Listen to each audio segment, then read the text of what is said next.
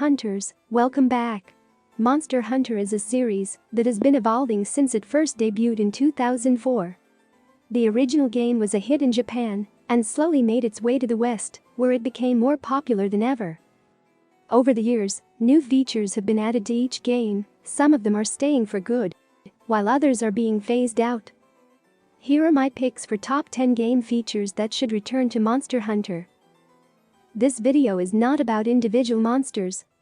If you want to know more about top monsters from past games, check out the link at the end of this video. Number 10. Collaboration events. Collaboration events were always an important part of Monster Hunter post-launch contents. In Rise, there are 5 Capcom collaborations, as well as Sonic the Hedgehog and Universal Studio events. The quality of these events are amazing, but the number is rather lacking compared to the past. It was also disappointing that they were limited to mostly Capcom titles. If we take a look at the collaborations in previous games, we could find much more variety.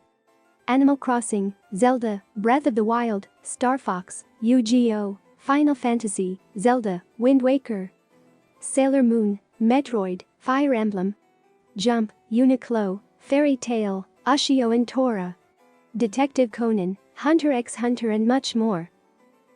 With Monster Hunter more popular than ever, we would like to see collaboration events to keep on expanding.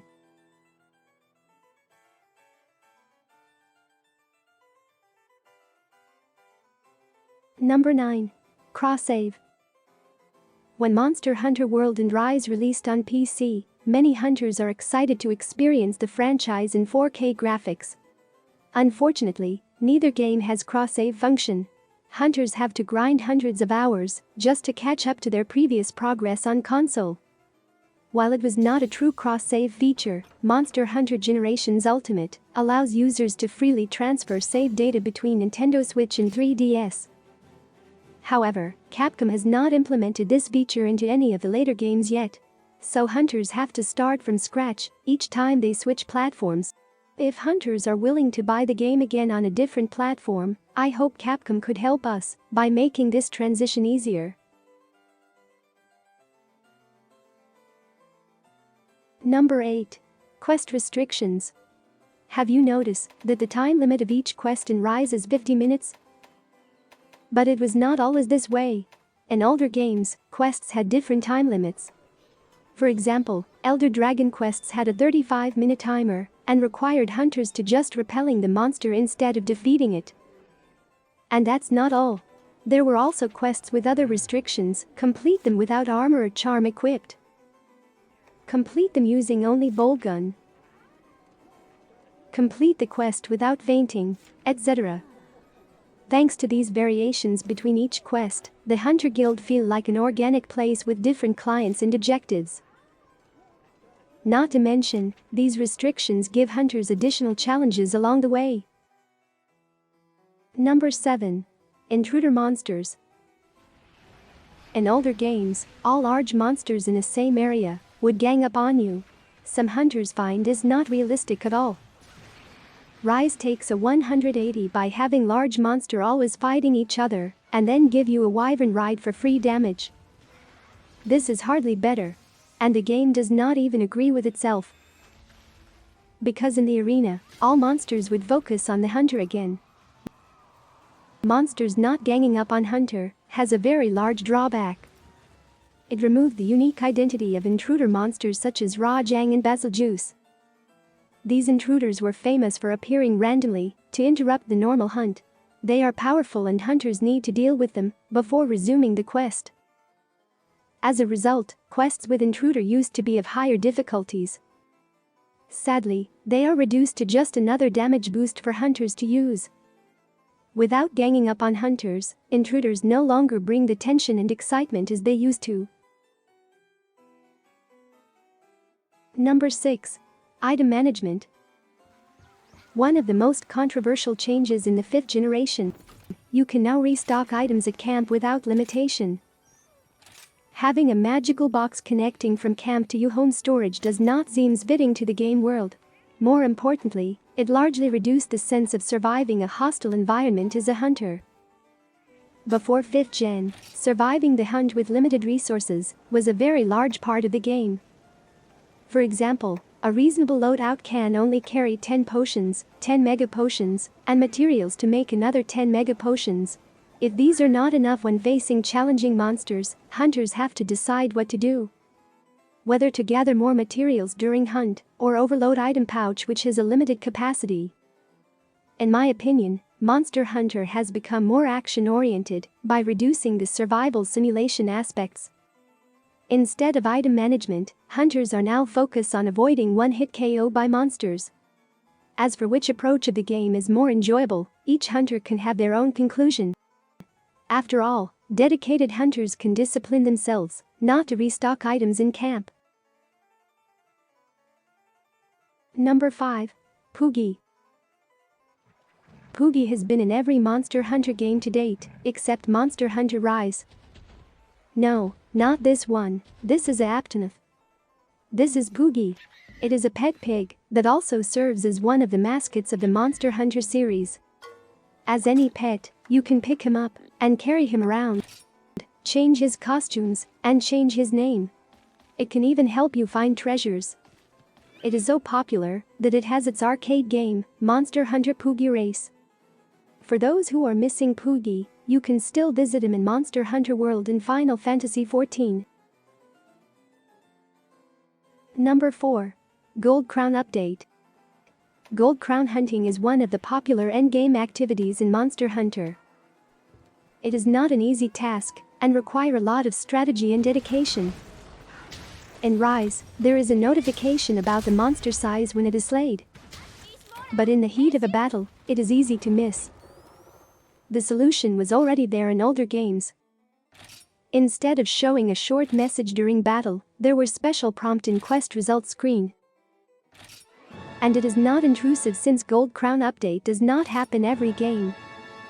On the contrary, it is an excitement that worth celebrating after a hard-won battle. Number 3. Hot and cold areas. Don't worry, I do not mean hot and cold drinks. They are tedious and need to change. But I am referring to the environmental effect on hunters when we are in hot and cold areas. In a realistic world, going to a desert or a snowy mountain requires different protective gears. Monster Hunter tried to simulate a realistic world by asking hunters to prepare differently. It was mandatory to check the map before hunt and prepare accordingly. Otherwise a disaster is ensured. Are you still checking the map before each hunt in Monster Hunter Rise? How would any sensible modern game care about weather and environment? Requiring player to put on clothes or eat hot food before going to snowy mountain. Using wooden equipment may cause a fire in volcanic area. This must be a crazy game and need more quality of life changes, right? Of course not. It is part of the survival simulation. It was a good and fun idea to interact with the environment. If the hot and cold drink mechanic is too tedious and punish user too heavily, it should be improved instead of removed. Number 2. Quest variety. When cold and hot areas are having less impact on hunters. At the same time, Monster Hunter Rise no longer highlights how map diversity affect a monster. Majority of monsters have only one quest. Here is a monster, go look for it. In past generations, monster appears multiple times in hub and village quests.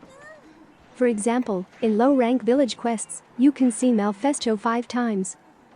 It appears on different maps and pairs up with different monsters. This variety creates a feeling that Malfesto has its own habitats and moves between maps. As a whole, more quest variety makes the village feels like an organic place, rather than a glorified menu in-game. By assigning hunters to hunt the same monster on different maps, the game is very clearly telling us that, although the monster is the same, it is meant to be different on another map.